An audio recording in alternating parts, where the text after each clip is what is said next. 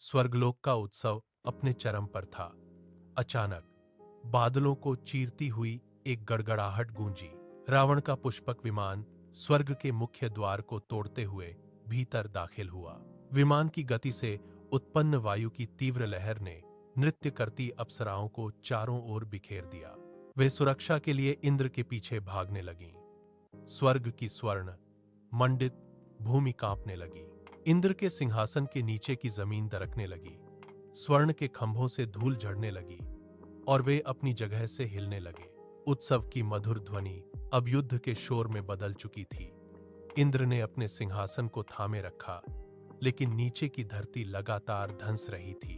रावण का विमान स्वर्ग के केंद्र में स्थिर हुआ। विमान के भीतर से निकली एक काली छाया ने पूरे वातावरण को ढंक लिया। इंद्र ने अपनी दृष्टि विमान के केंद्र पर टिका दी। युद्ध का बिगुल बज चुका था और स्वर्ग की शांति पूरी तरह समाप्त हो चुकी थी। रावण ने अपनी 10 भुजाओं को एक साथ उठाया। 10 अलग अलग दिव्य अस्त्रों से निकले बाणों ने स्वर्ग की दिशा बदल दी। वे रक्षा कवच से टकराए, जिससे नीली चिंगारियां चारों ओर फैल गईं। स्वर्ग की हवा जलने लगी। यमराज ने अपने भैंसे को आगे धकेला और अपना दंड हवा में जोर से घुमाया। दंड से निकली काली ऊर्जा ने एक अभेद्य दीवार की तरह रावण के विमान के सामने रास्ता रोक लिया। बाण उस ऊर्जा की दीवार से टकराकर राख में बदलने लगे। रावण ने अट्टहास किया और विमान की गति को और बढ़ा दिया। उसने एक मायावी जाल फेंका जो देवताओं की ओर तेजी से बढ़ने लगा। इसी बीच चित्रगुप्त ने अपनी लेखनी और बही निकाली।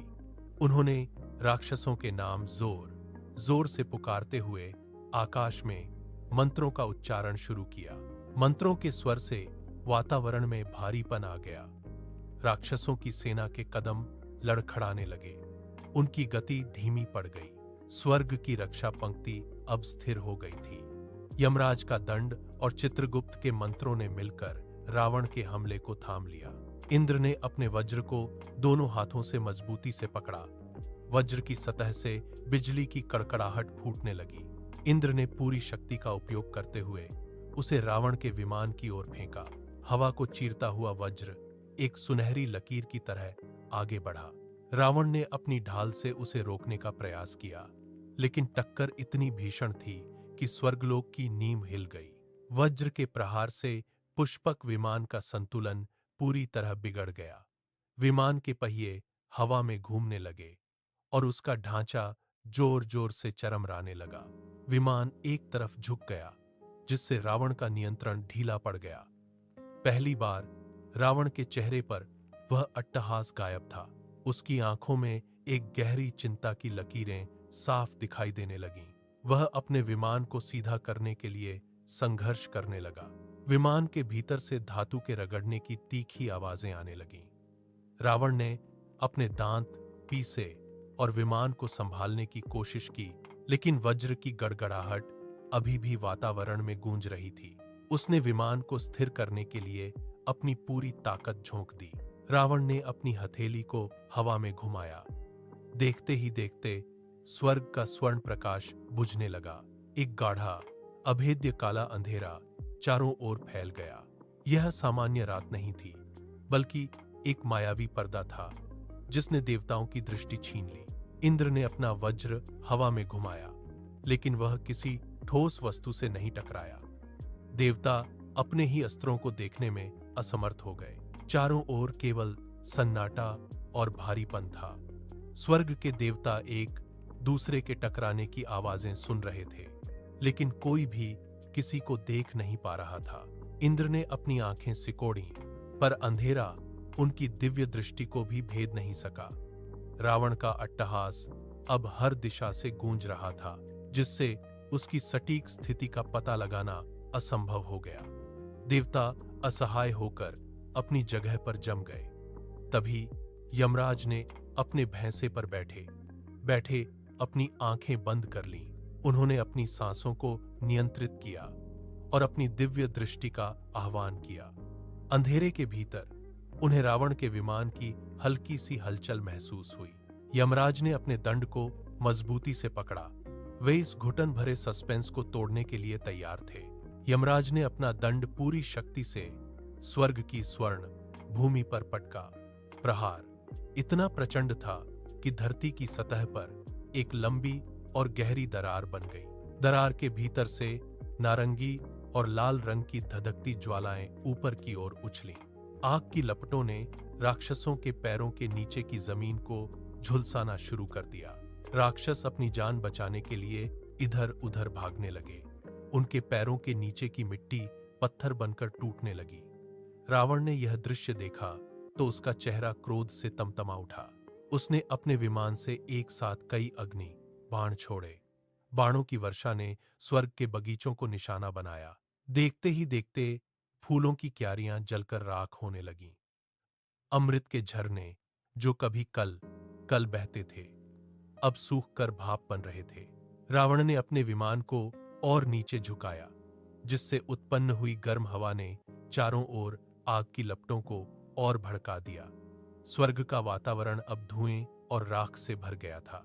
इंद्र के सैनिक आग की लपटों के बीच घिर गए थे। रावण के बाणों ने स्वर्ग के स्तंभों को भी निशाना बनाया, जिससे वे टूटकर गिरने लगे। स्वर्ग की सुंदरता अब विनाश के तांडव में बदल चुकी थी। रावण का विमान आग के बीच से एक शिकारी की तरह आगे बढ़ रहा था, और यमराज की दरार से निकलती ज्वालाएं उस विनाश को और भी भयावह बना रही थीं। यमराज ने अपने भैंसे की गति को तीव्र किया। वे जलती हुई दरारों को पार करते हुए सीधे रावण के पुष्पक विमान के सामने जा खड़े हुए। यमराज का दंड हवा में स्थिर था, जिससे निकलती नीली आभा ने आसपास के धुएं को चीर दिया। उन्होंने अपनी गंभीर आवाज में दहाड़ते हुए कहा, रावण, काल का चक्र अब घूम चुका है। तुम्हारी सीमाएं समाप्त हो गई हैं। रावण ने अपने विमान की गति को अचानक रोक दिया। उसने अपनी कमर से तलवार निकाली और पूरी ताकत के साथ यमराज के दंड पर प्रहार किया। धातु के टकराने की तीखी आवाज पूरे स्वर्गलोक में गूंज उठी।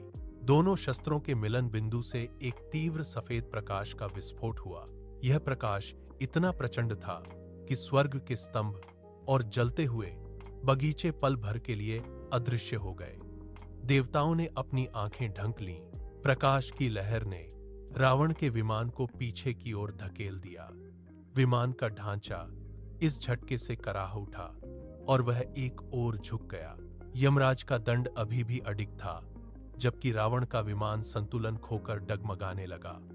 स्वर्ग की स्वर्ण भूमि इस टकराव के कंपन से कांप उठी। प्रकाश की चकाचौंध के बीच इंद्र ने अपने वज्र को फिर से अभिमंत्रित किया। वज्र से निकलती बिजली की लहरें यमराज के दंड की ऊर्जा के साथ मिल गईं।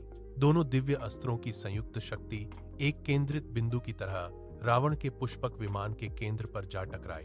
रावण ने अपनी पूरी शक्ति लगाकर एक मायावी कवच बनाया, लेकिन वह कवच कांच की तरह चटकने लगा।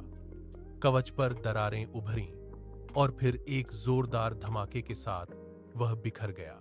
विमान का ढांचा इस प्रहार को झेल नहीं सका। पुष्पक विमान का एक विशाल पंख धातु की चीख के साथ कटकर अलग हो गया। पंख का टुकड़ा स्वर्ग की ऊंचाइयों से नीचे की ओर गिरने लगा। विमान का संतुलन पूरी तरह बिगड़ गया। वह हवा में बेकाबू होकर गोल गोल घूमने लगा। रावण ने विमान की कमान थामने की कोशिश की, लेकिन विमान के मुख्य इंजन से चिंगारियां निकलने लगीं। विमान का एक हिस्सा नीचे की ओर झुक गया, जिससे वह तेजी से स्वर्ग की सीढ़ियों की ओर गिरने लगा। रावण का नियंत्रण पूरी तरह समाप्त हो चुका था। विमान के अंदर की मायावी ऊर्जा अब बिखर रही थी। स्वर्ग के देवता अब आक्रामक मुद्रा में आगे बढ़ रहे थे। रावण के चेहरे पर पहली बार स्पष्ट विफलता का भाव उभरा, जबकि उसका विमान अपने विनाश की ओर बढ़ रहा था। पुष्पक विमान स्वर्ग की सीढ़ियों से टकराया। पत्थर के टुकड़े चारों ओर बिखर गए और विमान का ढांचा मलबे में तब्दील हो गया। रावण झटके के साथ विमान से बाहर उछला और सीधे स्वर्ण सीढ़ियों पर आ गिरा। उसके शरीर पर धूल और मलबे की परत जम गई थी। वह उठने के लिए हाथ जमीन पर टिकाता, लेकिन उसकी पकड़ ढीली पड़ जाती। तभी इंद्र के वज्र की गड़गड़ाहट वातावरण में गूंजी। इंद्र ने तेजी से नीचे उतरकर अपना वज्र रावण की छाती के ठीक ऊपर रोक दिया। वज्र से निकलती स्थिर बिजली की लपटें रावण के सीने के पास हवा को जला रही थीं। दूसरी ओर यमराज ने अपने भैंसे से उतरकर रावण के सिर के ऊपर अपना दंड टिका दिया। रावण ने अपनी गर्दन ऊपर उठाई। उसकी सांसें तेज और अनियंत्रित थीं। वह दोबारा उठने की कोशिश करता है, लेकिन उसके हाथ कांप रहे थे। स्वर्ग के सीढ़ियों पर सन्नाटा पसर गया और रावण की पराजय सुनिश्चित हो गई। स्वर्ग की सीढ़ियों पर छाई धूल धीरे धीरे बैठने लगी। युद्ध का शोर थम गया और अमृत के झरनों की कल कल ध्वनि फिर से सुनाई देने लगी। इंद्र और यमराज ने अपने अस्त्रों को रावण के शरीर के निकट स्थिर रखा, जैसे वे किसी भी हलचल की प्रतीक्षा कर रहे हों। रावण की सांसें भारी थीं। उसकी पसलियों का उठना और गिरना उसकी थकान को दर्शा रहा था, लेकिन उसकी आंखों की पुतलियां स्थिर नहीं थीं। उन आंखों में हार का कोई संकेत नहीं था, बल्कि एक गहरी जलती हुई जिद अभी भी शेष थी। उसने अपने होंठों को भींचा और एक गहरी सांस ली। उसके कांपते हुए हाथ धीरे धीरे जमीन से ऊपर उठे। इंद्र ने वज्र को थोड़ा और करीब किया, लेकिन रावण का ध्यान कहीं और था। उसने अपनी दृष्टि को यमराज के दंड से हटाकर अपनी कमर की ओर केंद्रित किया। उसकी उंगलियां धीरे धीरे अपनी कमर के गुप्त खांचे की ओर रेंगने लगीं। यह गति अत्यंत धीमी और सूक्ष्म थी, जैसे कोई शिकारी अंधेरे में अपना जाल बुन रहा हो। यमराज की नजरें रावण के हाथों की इस हरकत पर टिकी थीं। रावण की उंगलियां एक छिपे हुए धातु के हैंडल को छू गईं। उसने अपनी बची खुची शक्ति को अपनी मुट्ठी में केंद्रित किया। ठीक उसी क्षण जब वह उस गुप्त अस्त्र को बाहर निकालने ही वाला था, स्वर्ग के वातावरण में एक अजीब सी खामोशी छा गई। रावण के चेहरे पर एक कुटिल मुस्कान उभरी और उसका हाथ पूरी गति के साथ कमर से बाहर निकला। कहानी यहीं एक अनसुलझे मोड़ पर ठहर गई, जहां अगला प्रहार स्वर्ग के भाग्य को बदलने वाला था।